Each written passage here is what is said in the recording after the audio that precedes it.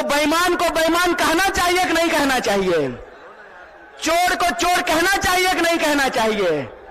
ये चोर और बेईमान मिलकर के इस देश के साथ लुटखोरी कर रहे हैं। बिहार के जो 14 करोड़ लोग हैं, उनका जो हक और अधिकार है, रोजी रोटी कपड़ा मकान का सवाल है, अपने खून के आखिरी कतरे तक उसके लिए संघर्ष करेंगे। ये हमारा कमिटमेंट है, ये हमारा संकल्प है। रोज बरोज नया जो है ड्रामा गढ़ करके लोगों का अधिकार ये छीन रहे हैं। आप लोग वो जादूगरी देखे हैं ना, कि जादूगर इधर से कहेगा गिली गिली पम पम छू और पॉकेट से कबूतर निकाल देगा। देश की आजादी पे जब जब आंच आएगी, आपका बच्चा जो आपका नमक खाया है, आपके हक और अधिकार के लिए सड़कों पर उतरेगा। और एक बात आप लोगों ने सुना होगा, बिन हवा न पत्ता हिलता है, बिन लड़े न कुछ भी मिलता है। नफरत फैल रहा है ना, कौन फैला रहा है? नहीं नहीं नहीं, मोदी अकेले उसमें शामिल नहीं है, उसके साथ वो सब लोग शामिल हैं जो आज समाज को आपस में लड़ाने का काम करते हैं। वो सब लोग इसमें शामिल हैं। और यह जो आजकल रोजगार विहीन समझते हैं ना, रोजगार विहीन का मतलब यह है कि गृह मंत्री का बेटा बीसीसीआई का सेक्रेटरी बन जाएगा और आपके बाल बच्चा को कुछ नहीं मिलेगा। समझते हैं ना रोजगार विहीन विकास का मतलब? यह जो रोजगार विहीन विकास है, इस रोजगार विहीन विकास में इस देश के जो आम आवाम हैं, उनके बच्चों का, उनके जीवन यापन का मुद्दा कैसे हल होगा, इसीलिए यह बात कांग्रेस पार्टी ने उठाई कि समाज के हर तबके को भागीदारी देना पड़ेगा। और भागीदारी देने के लिए यह जरूरी है कि हमको देखना पड़ेगा कि समाज की रीढ़ किनको माना जाता है, देश का रीढ़ किसको माना जाता है। आप सब जानते हैं कि भारत दुनिया का सबसे युवा राष्ट्र है। भारत सबसे युवा राष्ट्र है, लेकिन इस देश के युवाओं के साथ अभी यह हो रहा है कि आप पढ़ाई करते हैं, दिन रात तैयारी करते हैं, लेकिन जब नौकरी की बारी आती है तो नौकरी नहीं मिलता है। जब एग्जाम होता है तो प्रश्न पत्र लीक हो जाता है और पैसा लेकर के, घूस लेकर के सीट बेच दिया जाता है। बोलिए, युवाओं के साथ बेईमानी हो रही है कि नहीं हो रही है?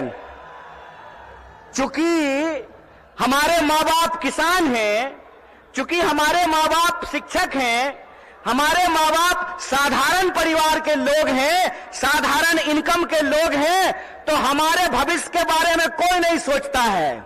बताइए, नेता का बेटा नेता बनेगा, मंत्री का बेटा मंत्री बनेगा, डीएम साहब का बेटा डीएम बनेगा, डॉक्टर साहब का बेटा डॉक्टर बनेगा, लेकिन किसान का बच्चा किसान नहीं बनना चाहता है। बोलिए, किसान का बच्चा किसान बनना चाहता है? क्यों नहीं बनना चाहता है? इसलिए नहीं बनना चाहता है कि इस देश की हकीकत यह है कि हर घंटे 2 किसान आत्महत्या करते हैं, हर घंटे एक नौजवान आत्महत्या करता है, हर मिनट किसी महिला के साथ कोई ना कोई अपराध होता है।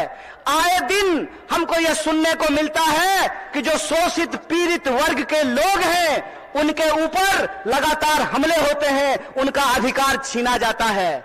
देश की इस परिस्थिति को देखते हुए, जब बेरोजगारी 45 साल में सबसे ज्यादा है, महंगाई आसमान छू रहा है। आप लोगों को याद था ना, पहले पेट्रोल कितना में मिलता था? पहले पेट्रोल कितना में मिलता था? 50 रुपया में। अब कितना में मिलता है? 100 रुपया में। महंगाई बढ़ी है कि नहीं बढ़ी है? सरसों का तेल पहले कितना में मिलता था? 80 रुपए किलो। अब कैसे मिलता है? 200 रुपये किलो। बोलिए, महंगाई बढ़ी है कि नहीं बढ़ी है? जिस तरह से महंगाई बढ़ रही है, किसानों की आत्महत्या हो रही है, जवानों की आत्महत्या हो रही है, महिलाओं के ऊपर अत्याचार हो रहा है, बेकारी 45 साल में सबसे ज्यादा है, तब इस देश के नौजवानों को, बिहार के नौजवानों को यह सोचना पड़ेगा कि उनका भविष्य क्या है। आप सोचिए कि अगर इस देश के नेता चाहते हैं कि कि उनके बाल बच्चों का भविष्य बना रहे, तो इस देश के किसानों को, इस देश के गरीबों को भी यह सोचना पड़ेगा कि उनके बाल बच्चों का भविष्य कैसे बना रहेगा। कि बिहार के जो 14 करोड़ लोग हैं, उनका जो हक और अधिकार है, रोजी रोटी कपड़ा मकान का सवाल है, अपने खून के आखिरी कतरे तक उसके लिए संघर्ष करेंगे। ये हमारा कमिटमेंट है, ये हमारा संकल्प है। और एक बात आप लोगों ने सुना होगा, बिन हवा न पत्ता हिलता है, बिन लड़े न कुछ भी मिलता है। इसीलिए अपने हक और अधिकार के लिए हमको लड़ना पड़ेगा और हमारे देश के आम आवाम को, बिहार के आम लोगों को यह सोचना पड़ेगा कि हमारा भविष्य क्या है। प्रधानमंत्री बनेगा 5 साल के लिए और सेना का जवान बनेगा 4 साल के लिए। बोलिए बेईमानी है कि नहीं है? ये अगर बेईमानी है तो बेईमान को बेईमान कहना चाहिए कि नहीं कहना चाहिए? चोर को चोर कहना चाहिए कि नहीं कहना चाहिए? ये चोर और बेईमान मिलकर के इस देश के साथ लुटखोरी कर रहे हैं। इसीलिए हम आप तमाम नौजवानों से यह अपील करना चाहते हैं कि एक तो हमको नौकरी नहीं देते हैं, दूसरा हमको शिक्षा नहीं देते हैं, तीसरा किसानों को उनके फसल का दाम नहीं देते हैं, चौथा मजदूरों को न्यूनतम मजदूरी नहीं देते हैं, और पांचवा इस देश की जो आधी आबादी है उसको समान जीने का अधिकार नहीं देते हैं। यह जो वोट का अधिकार है, इस वोट के अधिकार का हमको इस्तेमाल करना पड़ेगा। अगर वो हमारे वोट का इस्तेमाल कर रहे हैं अपने बच्चों का भविष्य बनाने के लिए, तो आपको अपने वोट का अधिकार का इस्तेमाल करना पड़ेगा अपने बच्चों का भविष्य बनाने के लिए। और आपको इस सवाल का जवाब इस देश की हुक्मरान से पूछना पड़ेगा कि आप एमपी बनिएगा 5 साल के लिए, आप मिनिस्टर बनिएगा 5 साल के लिए, आप प्रधानमंत्री बनिएगा 5 साल के लिए, और हमको सेना में देखिएगा 4 साल का नौकरी।